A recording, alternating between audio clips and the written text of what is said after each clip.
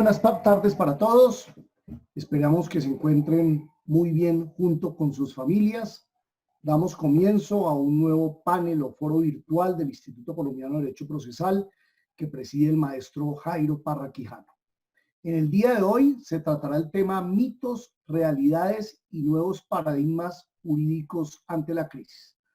Contamos con la presencia de 4 ilustres miembros del Instituto Colombiano de Derecho Procesal, suficientemente conocidos por ustedes porque son destacados profesores universitarios de diferentes materias de derecho procesal, de derecho probatorio, de filosofía del derecho, que van a tratar los siguientes temas. El doctor Maximiliano Aramburu Calle se va a ocupar de la cuerda floja de la inmediación probatoria. Jorge Forero Silva, de la regulación de emergencia en los contratos de arrendamiento. Nicolás Pájaro Moreno tratará el tema de la segunda estancia en temas de emergencia, retorno a la escritura, y Jimmy Rojas Suárez se ocupará de los alegatos de conclusión orales o escritos en momentos o en el tema de la crisis. También se encuentra con nosotros el maestro Jairo Parra Quijano, presidente de este instituto, a quien le damos la bienvenida y a quien además le concedemos la palabra en primer lugar. Doctor Parra, ¿cómo le va? Muy bien, buenas tardes. Un saludo muy cordial a todos los panelistas y un agradecimiento, lo mismo que a su señoría, señor secretario del Instituto Colombiano de Derecho Procesal. Para 2 cosas nada más. En primer lugar, haremos el concurso de semilleros de estudiantes de Derecho Procesal, que es de vital importancia no solamente para el instituto, sino para el país, y habrá plazo para que entreguen los muchachos los trabajos hasta el fin, el último día del mes de noviembre. E igualmente se hará el Congreso Colombiano de Derecho Procesal. Un saludo muy cordial y estaré pendiente oyendo sus magníficas intervenciones como es de esperarse. Un abrazo a todos. Doctor Parra, entiendo que el plazo es hasta el 30 de julio. ¿Estamos de acuerdo? Sí, estamos de acuerdo. Bueno, entonces, qué buena noticia la que nos da el maestro Jairo Parra, es decir, va a haber concurso de semilleros, señores estudiantes, hay que seguir haciendo los trabajos, hay que seguir investigando, hay que esforzarse por presentar una muy buena ponencia escrita y oral en el concurso, y el plazo es hasta el 30 de julio de este año. En cuanto al Congreso, estamos haciendo varias evaluaciones y esperamos la semana entrante ya contarles de qué manera se va a hacer. Seguramente será de manera virtual, pero vamos a hacerlo. No sabemos todavía la extensión y de qué manera lo vamos a organizar, pero sí podemos decirle a todos que habrá Congreso Colombiano de Derecho Procesal este año, como lo acaba de anunciar nuestro maestro Jairo Parra Quijano. Gracias, maestro, por esas buenas noticias que son muy favorables para el estudio, para los estudiantes, para nosotros los profesores y para todos los miembros del Instituto Colombiano de Derecho Procesal. Sin más preámbulos, doctor Maximiliano Aramburu, bienvenido a este foro. Tiene usted la palabra en primer lugar para tratar el tema la cuerda floja de la inmediación probatoria. Bueno, doctor Luis, muchas gracias por su presentación, por la invitación del Instituto Colombiano de Derecho Procesal a participar en este foro, en este ya prestigioso foro, en este habitual foro. Ya se convirtió en horario AAA, la hora de la pandemia, alguna cosa así debería llamarlo en el futuro. Bueno, aquí pues esta invitación, en la que agradezco además por la presencia del doctor Jimmy, del doctor Nicolás, del doctor Forero. La invitación era hablar sobre algo, digamos, los mitos y realidades de la justicia en tiempos de crisis. A mí se me ocurría que uno de los temas en los que, digamos, mayores preocupaciones puede haber, y que yo creo que lo han manifestado sobre todo los penalistas, con ocasión de las dificultades que se presentan con la reactivación de la justicia, es en materia de la realización de audiencias virtuales para la práctica de pruebas. Todos sabemos que el principio de inmediación probatoria pues es hijo del principio de inmediación procesal en general, que digamos que hay apenas una derivación en materia probatoria de ese principio, como un principio general del proceso. Todos, digamos, fuimos, de alguna manera somos gregarios en Colombia al menos, de las palabras de Davis, según el cual es un principio que tiene que ver directamente con la eficacia de la prueba, con el cumplimiento de formalidades, con la posibilidad de plantear cuestiones de igualdad y lealtad en el debate, con la posibilidad de una contradicción efectiva de la prueba, y que lo que podríamos llamar, si se me permite la expresión, digamos, los mayores valedores de la oralidad procesal, pues lo plantan prácticamente como una garantía con la que yo creo que nadie estaría en desacuerdo.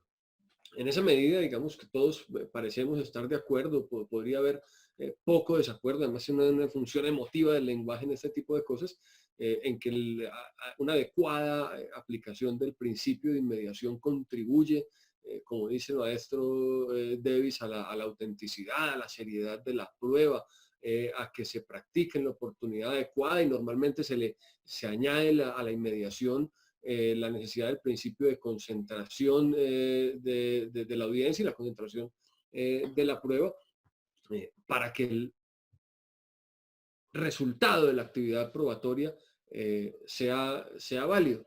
Dice también por ahí el maestro Davis que el principio de inmediación evita que el proceso se convierta en una lucha privada porque demanda del juez actividad. Esto va a permitir entonces, y esto es básicamente una especie de lugar común entre todos los que nos dedicamos a la enseñanza del derecho probatorio, terminamos diciendo que esto le permite al juez una mejor apreciación de la prueba, pero digamos que aquí una de esas cosas que siempre tenemos en cuenta es la necesidad, digamos, de desdoblar el principio de inmediación en al menos dos vertientes o dos dimensiones que un autor español, Nicolás Cabezú, una monografía muy interesante hace unos 10 años, justamente a propósito de este tema, destacaba muy bien. Una cosa es el principio de inmediación en materia probatoria, una especie de dimensión estática o pasiva, en virtud de la cual el juez, siempre debe haber un juez presente en las audiencias, en la práctica de las pruebas, para que directamente reciba el conocimiento de los hechos que le están transmitiendo las fuentes y los medios de prueba, mientras que hay una dimensión un poquito más activa, muy criticada por algunas concepciones del proceso, en virtud de la cual el juez tiene que tener unas facultades mucho más directas, mucho más potentes en ejercicio de su poder de dirección del proceso. La posibilidad de intervenir en el interrogatorio a los testigos, la posibilidad de intervenir en la práctica de la prueba pericial. Y digamos que esto lleva incluso a algunos a considerar que uno de los efectos necesarios de la inmediación, una especie de consecuencia necesaria no renunciable, es que la valoración de la prueba se haga de manera inmediata a su práctica. Es decir, que no haya solución de continuidad ante la práctica de la prueba y el momento en el que se hace la valoración, el momento en que se plasma esa valoración en la decisión judicial. Yo aquí digamos que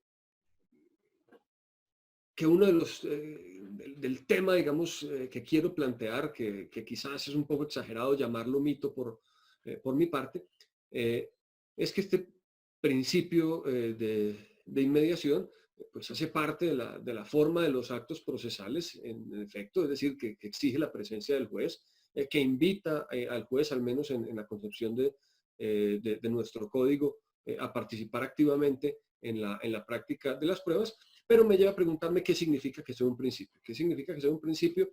Es una de esas preguntas clásicas que nos hacemos los que tenemos alguna afición por la teoría y la filosofía del derecho, y es cuál es la distinción entre que sea una regla o un principio. Esta discusión no ha sido ajena al procesalismo. Autores como Juan Montero Aroca, por ejemplo, han dado una discusión muy interesante entre principios y reglas técnicas.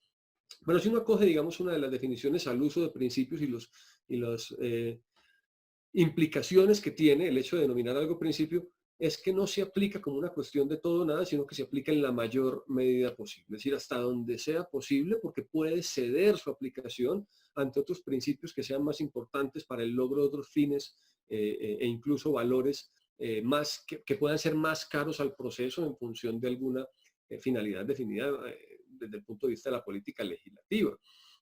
Entonces, cuando nos preguntamos ¿qué es un principio? Tenemos que decir, es una máxima, un valor al que se aspira, que se aplica en la mayor medida posible en el curso de las actuaciones judiciales, pero también, pues, lo que tenemos que pensar es inmediación entre qué. Aquí, digamos, hay una cantidad de discusiones en la doctrina, no solamente la colombiana, para decir que es la relación entre el juez y el objeto del proceso, entre el juez y las partes, entre todos los intervinientes, etcétera. Y una de esas cuestiones que está ahí nadando entre nosotros siempre es que es un principio que busca poner al juez en las mejores condiciones posibles para conocer del objeto de la litis, que es una frase, digamos, que hizo, digamos, muy célebre Carneluti. Y esto me lleva entonces a plantear algo, decía que quizás es exagerado de mi parte llamarlo mito, que es ¿cuál es el mito fundacional de la inmediación?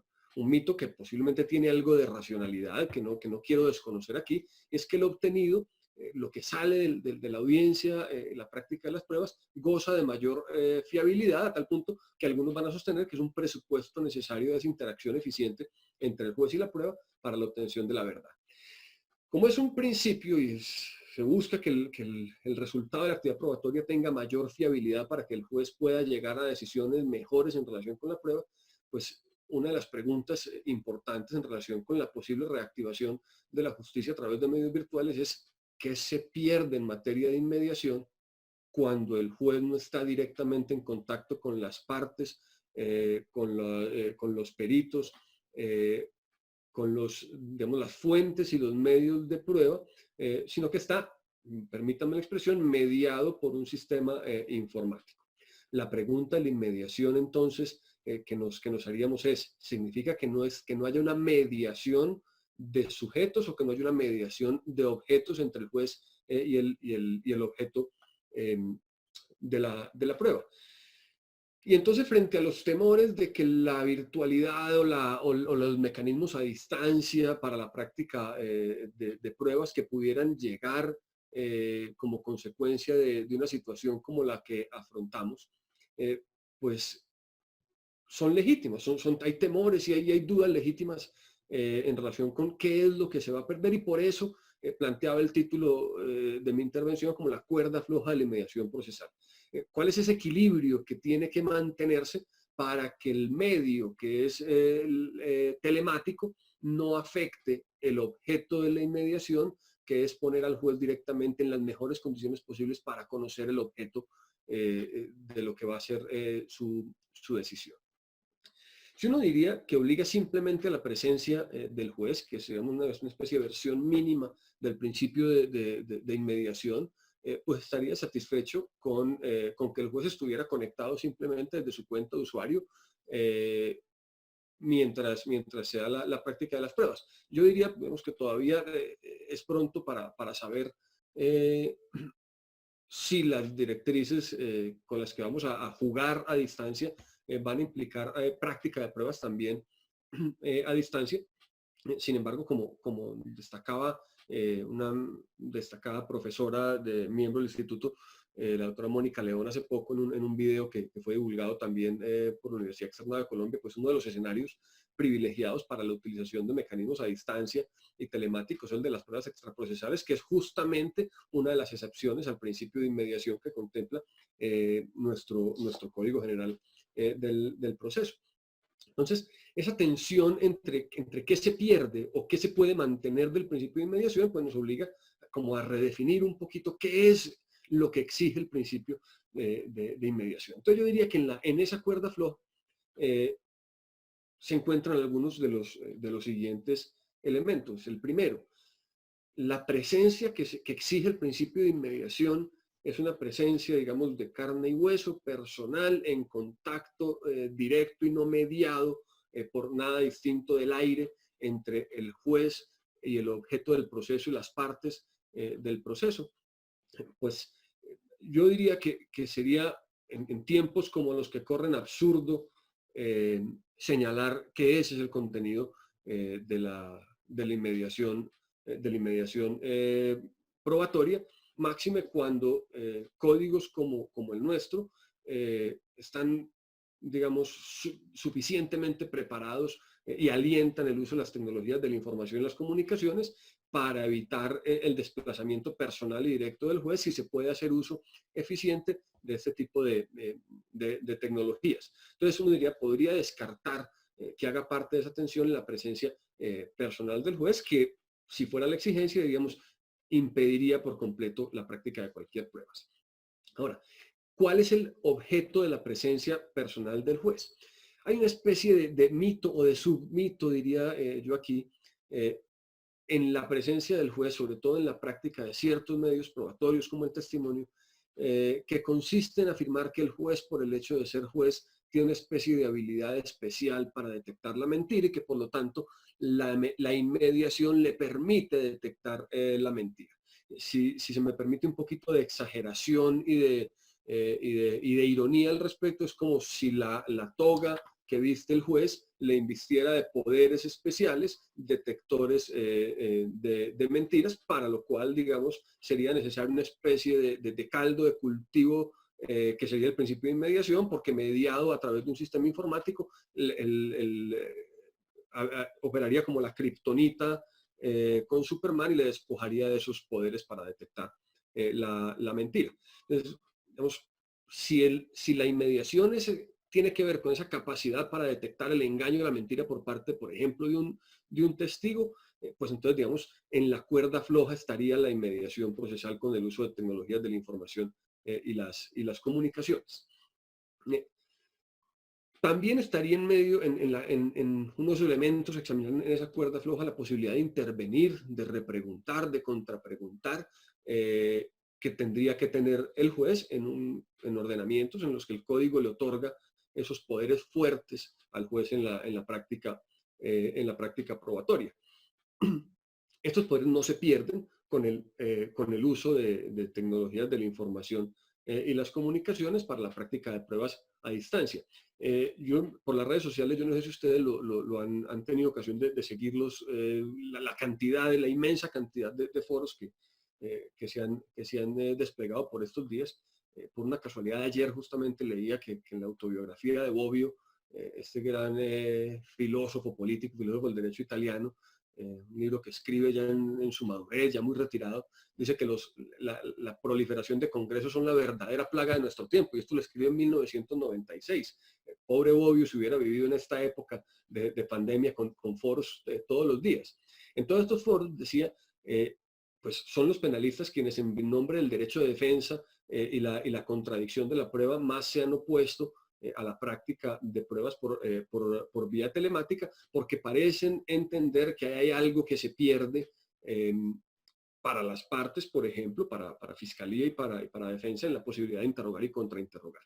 Sin embargo, la posibilidad, digamos, de evitar manipulaciones estaría ahí latente. ¿Cuál sería el mejor mecanismo para evitar manipulaciones de los testigos? O incluso para propender, permítanme la expresión, por la espontaneidad del testigo, si el testigo está, por ejemplo, desde su casa, por ejemplo, desde el despacho del abogado que ha solicitado su declaración, atendiendo, por ejemplo, a declaraciones preparadas. Y esto, digamos, tira la cuerda hacia el otro lado, y es cómo ejercer los poderes disciplinarios del juez frente a testigos en este tipo de casos. Es decir, ¿dónde está la posibilidad, hasta dónde llega el uso de poderes disciplinarios del juez? Y uno diría, no tienen por qué perderse en absoluto con el uso de las tecnologías de la información y las comunicaciones para efectos de la práctica. Sin embargo, se dificulta un poco ante la imposibilidad, digamos, de controlar todas las variables. Así como nos hemos preguntado por estos días acerca de cuál es el entorno adecuado de las aulas de clase para facilitar el aprendizaje, pues uno diría que hay algo que no es solamente, digamos, la mística con la que nos criaron a los abogados en una sala de audiencias, que impone algo de respeto a todos los que intervienen en ella. Y entonces uno diría, quizás el punto débil no está en el uso de los medios telemáticos, sino que está una especie de ética colectiva. Y es que si nos sentimos observados y si estamos controlados en un entorno como una sala de audiencias, posiblemente tenemos más controladas las posibilidades de manipulación de testigos, por ejemplo, o de peritos. Perdón. Y esto, digamos, es una dificultad real que, digamos, todavía no están claramente ni siquiera establecidos las aristas para el ejercicio de los poderes disciplinarios. En la cuerda floja se encontraría también la agilidad de las objeciones o de la contradicción en cuanto a las objeciones de las preguntas como mecanismo de contradicción. Y a esto iría una especie de añadido, que es el mito de la preparación del testigo. Entre nosotros yo creo que son pocos los casos que yo tengo identificados en los que se ha hablado directamente de la posibilidad de una especie de preparación ética de los testigos. Reconozco, digamos, directamente, por ejemplo, la obra del doctor Marco Antonio Álvarez, y yo creo que hace falta desarrollar algo ahí todavía entre nosotros de en qué consiste la preparación ética de los testigos, porque crecimos bajo la idea de que con el testigo no hay que tener ningún contacto por parte de los abogados. Y esto, digamos, pues nos pone ante el problema de cuáles son los límites éticos de la preparación de los testigos cuando ese testigo no va a estar controlado directamente por el juez, sino que va a estar en una sala de audiencias. Esto destaca, además entonces de esa dimensión ética, que el uso de medios telemáticos nos va a obligar también al desarrollo de herramientas epistemológicas de cuáles son las razones por las cuales le creemos a un testigo. Es decir, ¿por qué se le cree a un testigo? Entonces la idea de la sana crítica como una noción gaseosa puede no funcionar o puede evidenciar los límites que tiene. Ahora, muy brevemente, para terminar con esto y no pasarme del tiempo, ¿qué juega a favor del equilibrio que hay que tener en esa cuerda floja? Lo primero es aceptar que no hay poderes mágicos en la detección de mentiras del juez por el solo hecho de ser juez. A favor del juez jugará la experiencia, jugarán los años de práctica, de prueba, la identificación de ciertas regularidades, etcétera. Pero esto, digamos, supone también al mismo tiempo la necesidad de mejorar la preparación de los jueces en conocimientos no jurídicos, que nos suministren garantías epistémicas para determinar qué es lo que hace fiable un testimonio. Si por el contrario lo que hacemos es añadir una especie de valor moral de la oralidad, de que la oralidad es buena en sí misma, digamos, yo creo que le introducimos ruido a la necesidad ruido al criterio con el cual valoramos los testimonios aún, o las pruebas en general, aún cuando se viertan o se rindan por medios telemáticos. Uno de los riesgos, o el segundo de los riesgos que quería advertir aquí, lo que hace perder el equilibrio en la cuerda floja, es el riesgo de considerar que la oralidad se traduce únicamente en sincronía o en un momento, digamos, de inmediatez. O considerar que la única contradicción posible de la prueba es la que es inmediata. Y aquí, digamos, simplemente esto suena un poquito trivial a juego de palabras, es que hay que simplemente señalar que inmediación no es inmediatez. Es decir, que podría ser posible la práctica de la prueba incluso con contradicción, permítame la expresión diacrónica, siempre y cuando la inmediación nos permita garantizar que el mismo juez que escucha las pruebas es el que termina valorándolas. Cierro básicamente con con una nota de escepticismo que no es mía, sino que sirve para poner el contrapunto de dónde están las dificultades aquí y que posiblemente van a surgir cuando lleguemos a esa práctica, digamos, de manera habitual.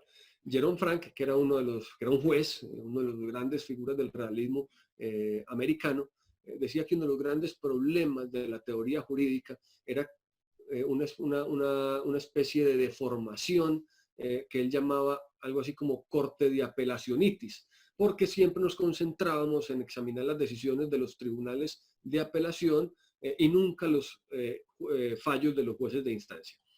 Decía, y en los jueces de instancia es donde se juegan los hechos y la valoración probatoria.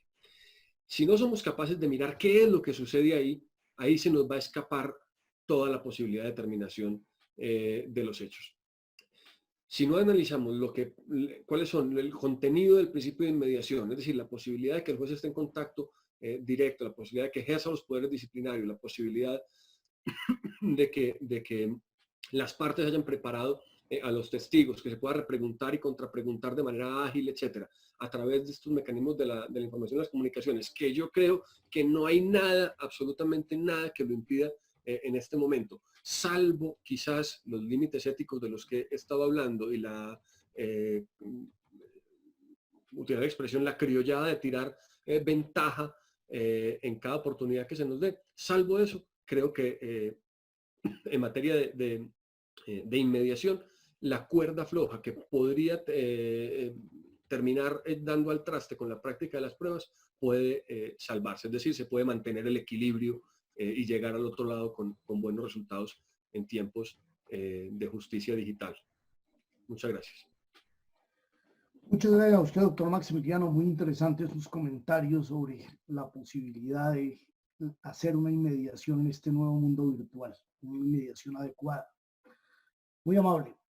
Doctor Jorge Forero, usted ha anunciado un tema que ha despertado mucha expectativa, que muchos miembros del instituto y además de las personas que se conectan han pedido que se incluya en estos foros, que son los contratos de arrendamiento en la crisis. Por favor, preséntenos el tema. Tiene usted 20 minutos para el efecto.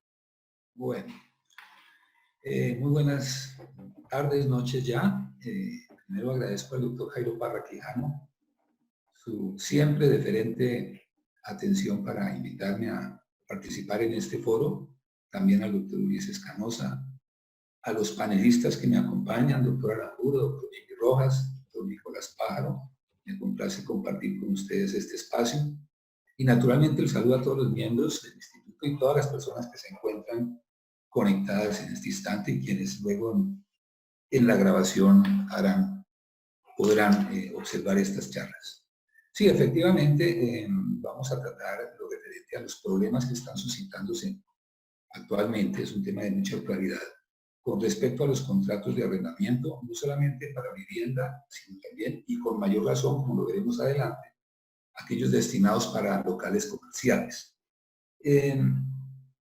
Debido al estado de emergencia, a la crisis, al aislamiento que estamos viviendo, indudablemente que se ha afectado en la locomoción, todos lo sabemos, la movilidad de las personas, tanto a pie como en vehículos, y esto ha generado que haya habido empresas que están entrando en cesaciones de obligaciones, no cumplen sus obligaciones, el empleo se ha venido afectando, el despido de personas y no pueden cumplir sus prestaciones de cualquier índole, dentro de ellas las de los contratos de arrendamiento, los cánones de arrendamiento. De acuerdo, hay un decreto que ya todos conocen, que está vigente desde el 15 de abril, que es el decreto 579 del 15 de abril de este año, que tiene vigencia hasta el 30 de junio, probablemente, según las circunstancias, de pronto se prorrogue. Y hay un proyecto de decreto, del cual haré referencia adelante, que en principio entraría en vigencia el 1 de junio, destinado para locales comerciales. En ese orden trataré primero el decreto que está vigente y posteriormente me referiré al proyecto de decreto. El decreto que está vigente lo promovió el Ministerio de Vivienda. Y de acuerdo con los considerandos de este decreto, es interesante leerlos, unos amplios considerandos.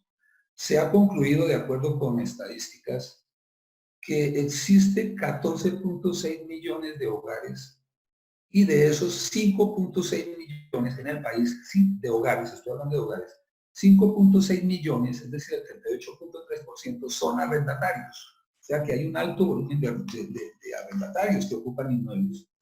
Y también de los ingresos de las personas, el rubro más alto al cual se destina, en el caso de los arrendatarios, ya me refiero completamente a los arrendatarios, es el canon de arrendamiento. Es decir, de acuerdo con unos estudios, hay un ingreso alto para pagar los canones de arrendamiento, que es porcentualmente el costo más voluminoso de sus ingresos. Entonces, en aras de garantizar la dignidad de la persona, la solidaridad y el derecho fundamental de la vivienda digna, al cual se ocupa el 51 de la Constitución, se ha expedido el decreto 579 del 15 de abril, con vigencia, dijimos, hasta el 30 de junio. Este decreto lo pienso precisar de una manera concreta desde las siguientes ópticas. ¿Cuál es el ámbito de aplicación de este decreto? Y luego veremos las disposiciones que aplican con el mismo. El ámbito de aplicación lo podemos observar desde dos ópticas. En primer lugar, la que ya hemos dicho, su vigencia, del 15 de abril al 30 de junio, un decreto transitorio. Y desde la otra óptica, el ámbito de aplicación es para qué inmuebles se aplica este decreto, cuál es la destinación del inmueble al cual se debe aplicar este decreto. Y naturalmente está destinado para los inmuebles destinados para vivienda y también se extiende, como lo dice el artículo 6 del mismo, para aquellos inmuebles con destinación a local comercial ocupados por personas cuyo arrendatario es persona natural, no empresas, persona natural, y también aquellas donde funcionen micros, pequeñas y medianas empresas, concretamente manufactureras, de servicios y de comercio, es decir, para este tipo. Y también se extiende arrendatarios de personas jurídicas sin ánimo de lucro, que tengan debidamente que estén inscritos en el Ministerio del Interior. Digamos que es para ellos a los que le aplica este decreto transitorio. Entonces vamos ahora a referirnos a lo siguiente. Ya sabiendo el ámbito de aplicación, en cuanto al tiempo y la destinación de los inmuebles, estos artículos, que no son muchos naturalmente, los voy a precisar de la siguiente manera ahora. Con respecto al pago de los cánones de arrendamiento, de un lado, y de otro lado, con respecto a qué se suspende dentro de las obligaciones que existen entre los contratantes arrendador y arrendatario. Entonces, empezamos con respecto a los cánones de arrendamiento. Diríamos que hay un periodo de gracia donde hay benevolencia para estos cánones de arrendamiento que no se puedan cumplir por las razones expuestas del aislamiento. Y es para los cánones de arrendamiento correspondientes a la vigencia del decreto, es decir, del 15 de abril al 30 de junio. Para eso se aplica. ¿Qué sucede? No quedarían en mora. Es decir, el hecho de que no hayan pagado los cánones de arrendamiento durante este lapso de tiempo no significa categóricamente que se pueda adelantar un proceso de restitución de inmueble, lógico, cuando ya estén los despachos en servicio, por causal mora, si estamos en este espacio. Porque ese es el periodo de gracia que el decreto contempla. Ellos no se van a eximir, los arrendatarios no se eximen de los pagos, lo que pasa es que se posponen, los cánones se pagarán de acuerdo con los convenios que se lleguen entre arrendatario y arrendador, pero el decreto claramente dice que aquí no se pagarán durante este lapso del 15 de abril al 30 de junio, que vienen a ser 2 meses y medio, no se cancelarán ni intereses moratorios, ni penas, ni indemnizaciones, ni cláusulas penales previstas por la ley o que estén estipuladas en el contrato. No, digamos que hay una condonación en este aspecto. Sí, pero, tal como lo dispone el decreto, lo único que se atendería como pago frente a estos cánones de arrendamiento son intereses de acuerdo a la mitad del interés bancario corriente para préstamos de consumo ordinario. Lo cual significa, de acuerdo con el interés, que en ese interés sabemos que fluctúa todos los meses. Para el mes de mayo de este año, el mes que estamos estamos transitando, la resolución 437 de la Suprema ha dicho que ese interés es del 18.19% anual. Como es el 50%, sería el 9.095% anual, que mensualmente equivale al 0.75% mensual. Es decir, es un interés un poquito más alto que el interés legal, que sabemos que es del 12% anual. Ese es, diríamos que es el interés al cual estaría obligado el arrendatario para estos meses, cuando no los pague, si no llegara a haber un acuerdo con su arrendador. Bien, en cuanto a la suspensión, entonces diríamos que para dejar el tema del pago de los canon de arrendamiento, pues estos meses no se entiende que estén en mora, pero se van a tener que pagar con los intereses, salvo, repito, convenio entre las partes. En cuanto a las que se suspenden, qué obligaciones se suspenden del contrato de arrendamiento durante estos lapsos de tiempo. Entonces tenemos 4 eventos. Yo aquí las he analizado el decreto, podemos desglosarlas desde 4 ópticas.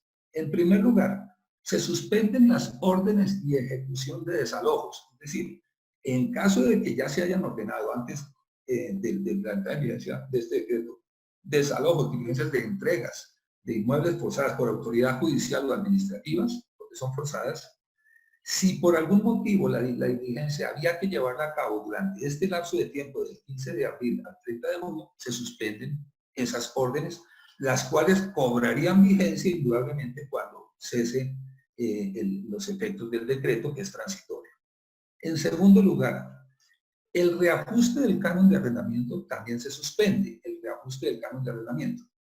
Recordemos que el artículo, como esto está destinado especialmente para vivienda, por eso nos toca siempre estar inmersos con la ley 820 del año 2003, que es la que se ocupa de disposiciones tanto sustanciales como procesales para inmuebles destinados para vivienda, la ley 820 del 2003. El artículo 20 de esa ley es la norma que autoriza el reajuste del canon de arrendamiento para vivienda cumplido el año del contrato. Es decir, prórrogas o el contrato inicialmente celebrado o prórrogas que por algún motivo se completen en el lapso del 15 de abril al 30 de junio, se completen en ese lapso. En teoría, a partir de ese momento habría que hacer el reajuste, claro, en el entendido, como lo dice el artículo 20, de que el arrendador lo haya comunicado al arrendatario, que haya hecho la comunicación para poder hacer ese incremento, es el 100% del IPC, que no podrá exceder en todo caso del 1% del valor comercial, y que este valor comercial del 1% tampoco podrá exceder de 2 veces el avalúo catastral. Entonces se le aplica el 1% a esa cifra para el incremento. ¿Qué pasa? Que mientras estemos con el decreto de transitorio, el contrato de arrendamiento que se venzan en este lapso de tiempo, no se hará el reajuste, no obstante que el arrendador ya le ha hecho, le ha comunicado el reajuste, no se hará el reajuste, el cual se tomará después de la entrada de cuando el decreto cese su vigencia. En tercer lugar, la entrega del inmueble al arrendador también se suspende. La entrega del inmueble al arrendador, en este caso estamos hablando de entregas voluntarias, porque habíamos hablado en el primer evento de la suspensión, que es la orden y ejecución de entrega forzada. Esta que estamos ahora exponiendo es la entrega voluntaria. Y yo tengo varios eventos de entregas voluntarias que de conformidad con la ley están previstas. Aquí les voy a resumir algunas cuya entrega, si por algún motivo la entrega había que hacerse en este lapso de tiempo, del 15 de abril al 30 de junio, no se hará la entrega. Recordemos que el artículo 69 de la ley 446 del 98, norma vigente, permite la conciliación extrajudicial para la entrega del inmueble. ¿Quién puede solicitar la conciliación para la entrega del inmueble? Cualquiera de los dos, arrendador o arrendatario. Si por algún motivo, antes de este aislamiento, se hubiese celebrado un acta de conciliación con fundamento en el artículo 69 de la ley 446 del 98, en un centro extrajudicial de conciliación, un centro extrajudicial, y se hubiese convenido la entrega ha debido llevarse a cabo en este lapso, se suspende la entrega, la cual se materializaría después del 30 de junio, que es cuando termina, se suspende. ¿Qué otra? Mire, en el Código de Comercio tenemos el artículo 520 lo que pasa es que yo menciono esta, pero para los eventos de locales comerciales de personas arrendatarias, personas naturales, porque ya dijimos que se aplica para ese tipo de arrendatarios, no para todos los establecimientos de comercio, sino para personas naturales que ocupan en tal calidad el inmueble donde funciona un establecimiento de comercio. Para eso que le aplican este decreto, es posible que el arrendador le haya manifestado, notificado un desahucio cuando el arrendatario ha adquirido el derecho a la renovación. No voy a extenderme en esto porque el tiempo no alcanza, pero si se dan los supuestos que hay 518 en adelante del Código de Comercio y el arrendatario adquirió el derecho a la renovación por su cumplimiento y le hacen el desahucio y por algún motivo quedaba en este lapso de tiempo, queda suspendido. Y tenemos otras disposiciones que están en la Ley 820, que es la terminación unilateral del contrato de arrendamiento por parte del arrendador como por parte del arrendatario, también quedarían suspendidas esas entregas, entre otras posibilidades que hay. Y la cuarta hipótesis, me toca avanzar un poquito porque el tiempo corre rápidamente. La otra hipótesis es la entrega del inmueble del arrendador al arrendatario cuando se ha celebrado un contrato de arrendamiento. Su obligación es la de hacerle la entrega. Si por algún motivo la entrega del inmueble al arrendatario había quedado establecida para la época en que, el 15 de abril, en estas fechas, queda suspendida la entrega naturalmente por la razón. Pero voy a entrar en el lapso al decreto que llama mucho la atención. Digamos que hasta aquí hago comentarios frente al decreto vigente. Voy a entrar al decreto que está en proyecto, que lo promueve el Ministerio del Comercio. Este decreto tiene unas considerandos muy interesantes allí, y es el siguiente: ¿para qué el arrendatario toma un inmueble? Y hablemos del establecimiento de comercio igual para vivienda. Para aprovechar el inmueble de su uso y goce. Se ha presentado el problema de que en los locales comerciales no se está pudiendo aprovechar el uso y goce, porque el arrendatario comerciante no puede trasladarse a su sitio donde está el establecimiento de comercio. Digamos que queda cercenada esa posibilidad de uso y goce. Eso ha generado indudablemente que se hayan tenido que cerrar empresas y todo lo demás. Viene este proyecto de decreto y el ámbito de aplicación está destinado a lo siguiente. Dice el último artículo que este decreto entrará en vigencia a partir de su promulgación, lo cual significa que en principio sería el 1 de junio, pero ¿hasta cuándo? Simplemente dice a partir de su promulgación. Se pareciera que fue un decreto transitorio, pero no es claro el momento en que estas circunstancias se salían. Y el otro ámbito de aplicación son establecimientos destinados para locales comerciales, excepto porque el mismo decreto excluye a los destinados para el lícito habitacional, contratos de arrendamiento financiero lícito y los contratos suscritos por el fisco, que en esos casos no le va a aplicar eso, salvo, y también se exceptúa a aquellos que hayan llegado a un arreglo directo para la entrega del inmueble. Bien, ¿cuál sería el procedimiento? Y esto sí es lo que sorprende, porque aquí obligan a la conciliación como requisito de procedibilidad.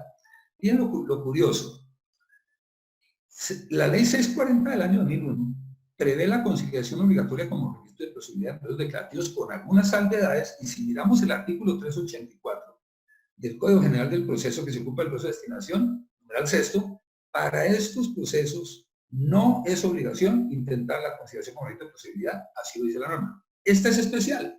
Si este decreto llegase a convertirse en una realidad, es una norma especial que contraría la regla general de que no es necesario. ¿Qué es lo que lo hace especial?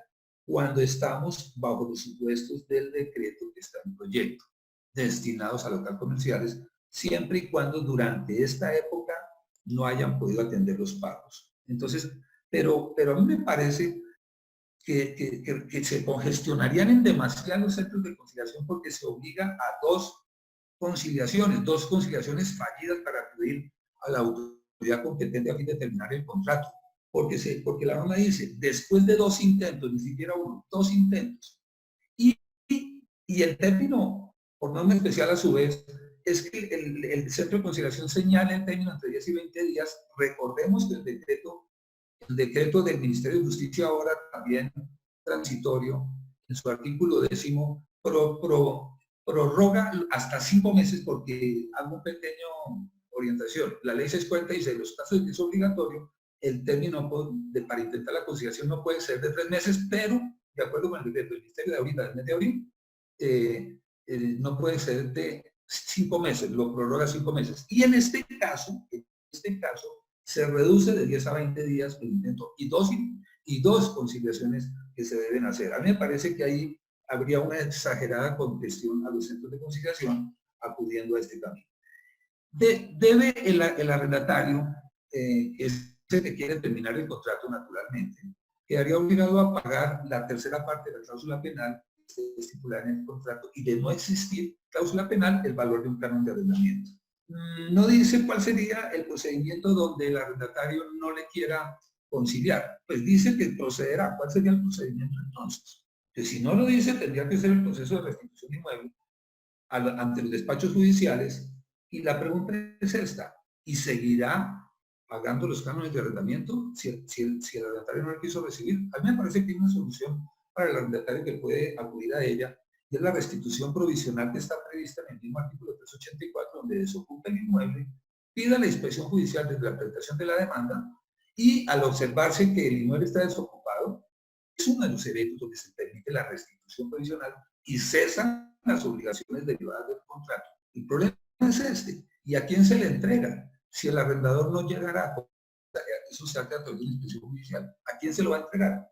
La ley 820 tenía la solución de que en el caso de que de la restitución se le entregaba un secuestre. El Código General de Salud quitó la figura del secuestre. Me parece que aquí habría que acudir a la figura del secuestre para poder hacer la entrega.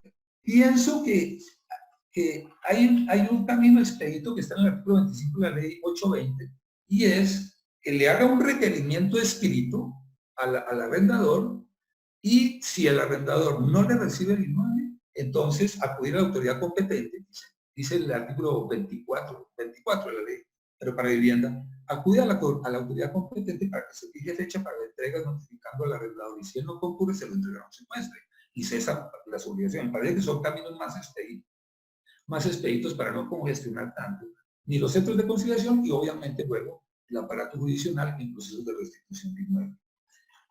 Voy a hacer un comentario final porque el tiempo se acaba, y es: puede darse lugar a esto, escúchame doctor Ulises, me paso unos pequeños minutos.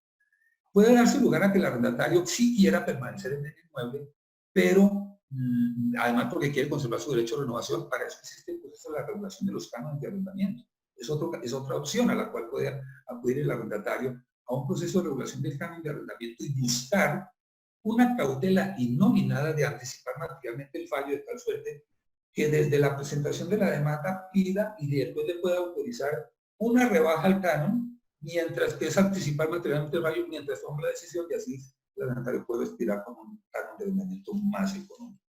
En conclusión, ya para hacer este comentario al concluir, el artículo 868 del Código de Comercio consagra, es un desarrollo de la expresión latina rebus subsistantibus, que sabemos muy bien, y es que cuando una persona, para contratos de tracto sucesivo como el arrendamiento, si una persona toma el inmueble bajo unas condiciones que le satisfacen, si esas condiciones llegaran a cambiarse en circunstancias de fuerza mayor, como está sucediendo ahora, puede incluso terminar el contrato de arrendamiento, y se opone al pacto sunt servanda, de que los pactos son para cumplirlos, y la tensión entre los pactos son para cumplirlos con poder cambiar las manifestaciones contractuales inicialmente previstas, tiene que ceder a esta última por las razones que ahora se están observando. Hago esos comentarios, habían otros aspectos, pero para respetar el tiempo me limito a estos en este instante. Gracias, doctor Forero. Usted, ahora hacemos una segunda ronda y le haremos algunas preguntas para que tenga usted la oportunidad de hacernos algunos comentarios adicionales sobre este importante tema. Continuamos entonces con nuestros panelistas. Ahora vamos a escuchar a Nicolás Pájaro Moreno, que se ocupará de un tema que ha generado mucha inquietud, de mucha actualidad, que es la segunda instancia en tiempos de crisis o de emergencia. Una segunda instancia en donde se debe continuar con la oralidad o podemos de alguna manera retornar a la escritura. Doctor Nicolás Pájaro, bienvenido a este foro del Instituto Colombiano de Derecho Procesal. Muchas gracias, doctor Ulises. Antes que nada, quiero dar un saludo muy especial al doctor Jairo Parra, y por supuesto a todos los miembros del instituto y a las demás personas que están conectadas por Facebook Live. Es un honor además compartir el panel con otros juristas tan excelsos como los que me han precedido en el uso de la palabra y con el doctor Jimmy, que además viene a continuación. Para no hacer más preámbulos, dado que el tiempo es breve, quisiera arrancar con esta imagen que todos conocemos. Algunos incluso hemos estado en este lugar. Es una situación que se ha vuelto un poco nuestro día a día y dentro de estas situaciones, pues surge un poco una pequeña comparación con el teatro de la oralidad que nosotros nos hemos un poco imaginado a lo largo de nuestro ejercicio profesional y que habíamos en cierta medida ya empezado a implementar con el Código General del Proceso.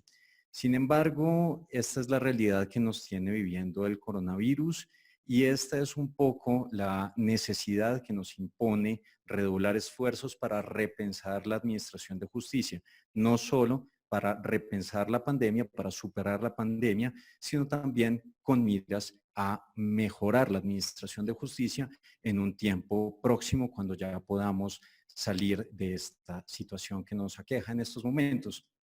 Pero volvamos un poco a esta realidad del teatro. El Código General del Proceso partió de una apuesta importante y fue una apuesta entre dos reglas técnicas, la oralidad y la escritura, y tomó partido precisamente por la oralidad. Algunos han querido hablar de una especie de evolución hacia la oralidad y han vendido y han insistido mucho en esa evolución hacia la oralidad. Y en cierta medida, un poco para retomar la palabra que hablaba el doctor Maximiliano hace un rato, se ha configurado una especie de mito y unos desarrollos de este mito de la oralidad en varios aspectos del proceso. Algunos de estos mitos suponen que se ha superado el tema de la escritura para dar paso precisamente a esa oralidad, pero digamos que ahora tenemos el reto de repensar todo esto, porque estando en tiempos de crisis, en cierta medida tenemos la obligación y tenemos la carga y tenemos el deber de superar el impasse en el que estamos y que tiene actualmente paralizada la administración de justicia en muy buena medida. Hoy en día disponemos de una enorme cantidad de tecnologías que hace tan solo algunos años eran una creación o un invento de la ciencia ficción. Hoy en día todos estamos muy cercanos a una serie de herramientas que en el día a día nos han venido facilitando el trabajo y nos han venido acercando incluso en medio de la distancia. Sin embargo, antes de precipitarnos en esta ola de tecnologías y en soluciones improvisadas, debemos repensar un poco algunas de las alternativas existentes y en cierta medida también superar y reconocer cuáles son mitos y cuáles son efectivamente necesidades que requerimos para efectos de superar la crisis del coronavirus. En cierta medida, si encontramos alguno de esos mitos, podemos desechar parcialmente o incluso llegar a superarlo en un ejercicio dialéctico. Pero tenemos que romper paradigmas para eso. Tenemos que reconocerlos para superarlos si es necesario. Para el efecto voy a plantear algunas inquietudes y algunas reflexiones y dentro de esas inquietudes y reflexiones voy a plantear algunas afirmaciones que luego voy a desarrollar. La primera de ellas va a ser esta. La oralidad no es un mecanismo de descongestión. Ese es uno de los primeros mitos que debemos superar. Se vendió desde un primer momento la oralidad como si se tratase de un mecanismo de descongestión, pero en realidad no lo es. La oralidad es un instrumento de concentración e inmediación. Y en muchas ocasiones a través de la concentración se puede lograr descongestión en la medida en que se superan muchas etapas del proceso en muy poco tiempo. Sin embargo, no necesariamente se da esto. Ahora, en un escenario virtual, la inmediación se empieza a resquebrajar y ahí es donde quiero rescatar un poco la importancia de todo lo que ya el profesor Maximiliano Aramburu había dicho antes de que yo tomara la palabra. Entonces nos queda el problema de la concentración. Y la oralidad es importante en la medida en que realice concentración, en la medida en que se logre evacuar un enorme número de asuntos en muy poco tiempo. Pero cuando los asuntos son escasos, como en aquellas segundas instancias en donde solamente se van a escuchar las sustentaciones y proferir el fallo, en aquellas segundas instancias donde no hay necesidad de practicar pruebas o no hay muchos asuntos adicionales al fallo que deben ser atendidos por el juez, muy probablemente este mito también se resquebrajará. Segunda afirmación, las reglas del proceso judicial son protocolos de comunicación. Y esto es un tema de simple observación. El proceso tradicionalmente se ha definido como una secuencia de actos. Yo le agregaría, son actos que se meten o se insertan dentro del contexto de la comunicación, sea que se trate de comunicación escrita a través de memoriales, oficios, providencias, comunicaciones, una serie de comunicaciones que se van recopilando en el expediente y que se convierte el expediente en un intercambio de correspondencia. Sea que se trate de intervenciones orales y en ese caso la comunicación será directa y en ese caso también las intervenciones serán de una manera inmediata, se darán de una manera inmediata. Pero el proceso, y ahí viene la tercera afirmación, debe evolucionar de la misma manera en que han venido evolucionando las demás formas de comunicación. A lo largo del tiempo nosotros nos hemos acostumbrado a que muy probablemente el correo aéreo, el correo postal, no es la forma de comunicación que nosotros utilizamos. Desde probablemente ya varias décadas hay formas de comunicación mucho más eficientes y óptimas para algunos fines. La oralidad se empieza a manifestar en las formas de comunicación, incluso a distancia, a través de mecanismos como el teléfono y semejantes. Pero incluso en la evolución de estos mecanismos, nosotros hemos visto que las necesidades que se satisfacen a través de la telefonía hoy en día no son las de hace algunos años. De hecho, la telefonía hoy en día nos sirve para muchas cosas y la más mínima proporción de todas ellas es precisamente para hablar. Y ello implica repensar algunas de las formas de comunicación. Nosotros, la mayor parte del uso que tenemos de nuestros teléfonos móviles, de nuestros dispositivos tecnológicos, no son para utilizarlos a través de oralidad. Esto nos ha hecho replantear muchas situaciones. La primera de ellas, la forma de los escritos, la forma y la extensión de los escritos. Hace algunos años, en el año 2015, el diccionario Oxford escogió esta como la palabra del año, el emoticón de llorando de la risa. Y eso nos pone a reflexionar mucho sobre cuáles son los símbolos de comunicación que tenemos hoy en día para efectos de manifestar nuestras palabras. La otra situación que tenemos que tener en cuenta, y quiero rescatar una frase que se la tomé al profesor Maximiliano, y es que hay un mito y es que la oralidad se traduce en sincronía. En realidad nosotros tenemos varios tipos de comunicación, una comunicación sincrónica, pero también tenemos comunicaciones de tipo asincrónico. Y muchos de los tipos de comunicación que hoy tenemos y que usamos a diario son asincrónicos. Incluso hay muchos que no se valen de palabras, como por ejemplo los estados en las redes sociales, las fotografías en algunas imágenes e incluso material audiovisual que compartimos día a día. La grabación de estas conferencias será uno de estos. A partir de esto, la siguiente afirmación, las crisis exigen buscar las soluciones más eficientes. Y las soluciones más eficientes son aquellas que permitan ahorrar tiempo, no solamente a uno de los extremos de la comunicación, sino a todas las partes que están involucradas en ello. Ahora, ello requiere de soluciones lo más eficientes posibles y también de las soluciones a veces lo más creativas posibles, las que logren también cumplir con una efectividad, pero con un bajo costo.